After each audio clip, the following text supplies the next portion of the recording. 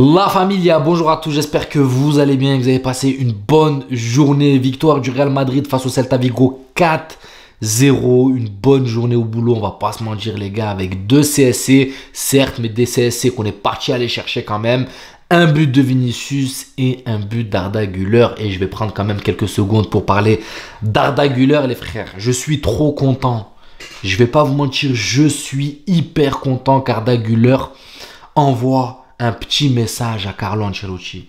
Lui dit, regarde, tu m'as rentré à la 88e minute. Et malgré tout, j'ai fait quelque chose de ces petites minutes. Parce que les gars, clairement, le rentrer à la 88e minute, pour moi, c'est juste une manière de flinguer un peu plus son moral. Parce que lui, il est dézingué moralement. Blessure depuis le début de saison. Ça lui met des feintes. Ça lui dit, tu vas rentrer finalement, ça le repose sur le banc. Donc on comprend, un jeune comme ça, de 18-19 ans, moralement, ça peut vite être atteint.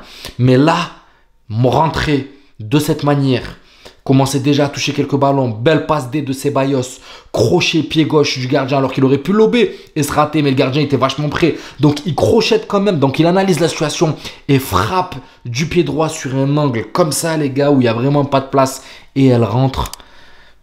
Moi je suis content les gars, c'est mérité. Maintenant les gars, on va parler du match en lui-même.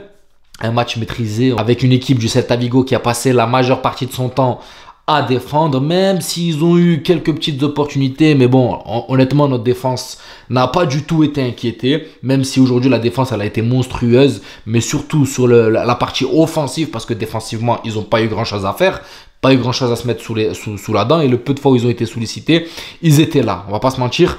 Je salue déjà le match de Lucas Vázquez qui, d'habitude, je le critique énormément, mais il faut reconnaître que sur cette saison, à chaque fois qu'il a été sollicité, il a été monstrueux.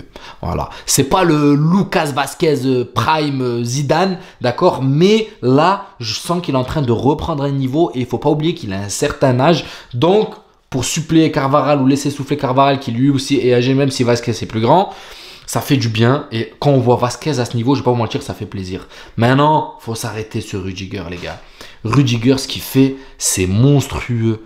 C'est monstrueux. Il nous a mis 2 coups de casque. C'est les 2 actions qui ont ramené les 2 premiers buts, les gars. Une dinguerie. C'est une dinguerie. Rudiger, les gars, il est sur une autre planète. On va pas se mentir, il est sur une autre planète. C'est un des meilleurs défenseurs centrales du monde. Vous avez vu le deuxième but, comment il s'élève plus haut que tout le monde. Il te met un coup de casque, frère. T'as l'impression que la barre, elle va péter. Quand vous regardez au ralenti, tu vois la barre vibrer, les gars. C'est une dinguerie. Et le premier but, il y va en tant que renard. Il met cette tête. Vinicius qui est là, toujours aux aguets. Mais on va en reparler de Vinicius parce que je remarque des choses très intéressantes sur ces derniers temps. Même si... on va en revenir plus dans le détail. D'abord, on commence par la défense et on avance petit à petit. Donc voilà, après Nacho, bon, il a fait son match accompagné de Rudiger. Généralement, ça va, ça se passe bien. Surtout que là, la défense n'a pas été sollicitée. Mendy, il nous a fait du Mendy. On va pas se mentir, du je monte, s'il n'y a pas de solution, je reviens, passe en retrait. Je monte, s'il n'y a pas de solution, je reviens, passe en retrait. Par contre, défensivement, Mendy, ça reste monstrueux. Il n'y a personne qui passe de son côté. Ça, c'est là où c'est intéressant. Maintenant, offensivement, c'est Mendy, les gars. Vous savez, c'est un match sur 3 ou 4 où il va proposer quelque chose offensivement, où il va dédoubler, où il va apporter un peu de vivacité devant. Sinon, voilà, il n'y a pas grand-chose. Au milieu de terrain, les gars, bon, déjà, je salue la prestation de Modric parce qu'on n'a pas eu Kroos aujourd'hui, mais Modric a clairement été au niveau monstrueux, qu'il soit là en tant que distributeur, aérateur de jeu. On contrôle un petit peu cette partie devant la défense. Rien à dire, Modric. Par contre, Camavinga, les gars. Camavinga, on ne se rend pas compte, il n'arrive pas à marquer de but, mais le jour où ce mec commence à mettre des buts, il va être monstrueux. Bon, ok, c'est pas ce qu'on lui demande de faire. Moi, ce qui me choque, c'est sa façon de se sortir d'un marquage de 3-4 joueurs, les gars. Il a une facilité. Et quand il sait qu'il est enfermé, qu'il n'y a pas de solution, il arrive à gratter cette faute. C'est une dinguerie. Moi, je suis sous le charme total d'Eduardo Camavinga, les gars. Il me rend fou. Il est trop fort. Il est monstrueux. Tu lui enlèves pas la balle des pieds. Alors qu'il est tout gringalé. Il est tout sec, mais tu le bouges pas. Tu le bouges pas, il est sur ses pattes, sur ses appuis, c'est une dinguerie. Brahim Diaz, pareil, lui, c'est monstrueux comment il se sort de situations où tu te dis... C'est comme Camavinga en fait. Lui, le mec, il y a 3 joueurs sur lui, tu te dis, il va pas sortir. Mais lui, il a le centre de gravité tellement bas que c'est incroyable. Tu sais pas ce qu'il va faire et il se sort, il se faufile comme une souris et il te sort d'un marquage de 3-4 joueurs. Tu te dis, mais comment il a fait? C'est incroyable. Dommage qu'après, en finition, c'est pas encore le top. Et c'est surtout pas la finition que je lui reproche. Parce qu'en gros, ils cadrent, hein, ils tirent. Ils ont beaucoup tiré sur le gardien, que ce soit lui ou Rodrigo. Mais ce que je leur reproche, c'est leur manque d'altruisme. Là, Brahim, j'ai l'impression qu'ils veulent stater. Ils veulent aller chercher des buts, que ce soit lui ou Rodrigo. Parce que Rodrigo, pareil. On voit Lucas Vazquez qui fait un travail exceptionnel sur le côté, qui balade 3-4 joueurs, qui met sur orbite Rodrigo. Sur le côté, il a Brahim seul, mais non, il va aller tirer. Et encore, s'il faisait une belle frappe, cadré, but, non. Il tire en plein axe sur le gardien. Et ça me fout la haine, ce manque d'altruisme. Et encore, à ce moment-là, il n'y avait que 1-0. C'est là où ça devient dangereux. C'est que des fois, ce manque d'altruisme peut te pousser à perdre un match. Parce que derrière, si Celta égalise, ben là, cette action, j'aurais vraiment appuyé dessus. Et de l'autre côté, tu as Brahim qui fait la même chose. La même chose, je sais plus c'était qui a fait une course incroyable, c'était Valverde il me semble, qui lui met une passe pareille dans la profondeur, il se retrouve, bon il est un petit peu quand même décalé par rapport à la position qu'avait Rodrigo, mais il se retrouve pareil dans une bonne position de frappe et il y a Rodrigo à côté de lui, il avait attiré tous les défenseurs vers lui, il avait juste à glisser ce ballon à Rodrigo. Mais non, il est parti tirer encore. Donc, attention à ce manque d'altruisme. C'est bien, ils ont des opportunités. Ils arrivent à se sortir de marquage exceptionnel. Mais ce manque d'altruisme, c'est dangereux. Là, en l'occurrence, il n'y avait que 1-0. Et les mecs ont quand même pensé au but, au stade. Après, je suis d'accord. Brahim et tout, ça va vite devant. Donc, pour réfléchir, voilà, c'est rapide. Mais quand même, frère, là, à un moment, il faut garder sa lucidité. Parce que là, c'est le Celta. Voilà, il n'y a pas trop d'attaque. Défensivement, on n'est pas inquiété. Au milieu, on gère la chose.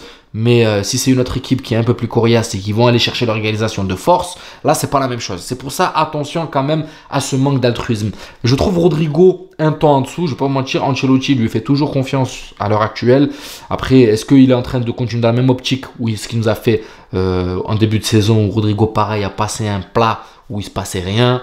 Et c'était exactement comme maintenant, il frappait à côté, il frappait sur le gardien, pas de but. Maintenant, il a de l'activité quand même, mais ça reste stérile. Est-ce qu'il doit aller faire un petit passage sur le banc? Moi, personnellement, il y a des joueurs à faire monter sur le banc. Et pour moi, pour qu'ils se remettent un peu en question, pas pour le taper moralement, mais juste pour qu'ils se remettent un peu en question, il faudrait qu'il aille faire un petit stage sur le banc léger. 1 ou 2 matchs, juste pour qu'il se remette un petit peu en question. Parce que là, ça commence à durer. Ça fait plus de 11-12 matchs. Ça fait 11 matchs, il n'a mis qu'un seul but. Et ça commence vraiment à durer, les gars.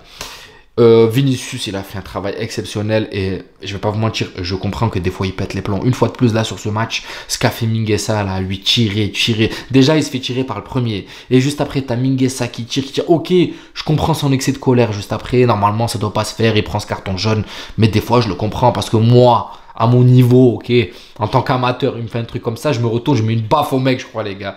J'exagère la chose, mais voilà, eux, c'est des professionnels, ils arrivent quand même à garder leur sang-froid. Mais des fois, je comprends, et je me dis que Vinicius, c'est qu'un gamin, il a que 22-23 ans, c'est normal que des fois, il pète les plombs. Et là, on te tire comme ça sur presque 10 mètres, frère, il est en train de te tirer le maillot, il y a de quoi péter les plombs. Mais sinon, masterclass de la part de Vinicius, c'est lui qui va chercher le 3e but sur ce centre où il y a un CSC de l'équipe du Celta Vigo. Il est là dans la provocation, il a humilié ses joueurs du Celta Vigo. Franchement, Vinicius, masterclass. Les entrants ont fait du bien et une fois de plus, Arda Güler qui met son but, ça fait énormément de bien.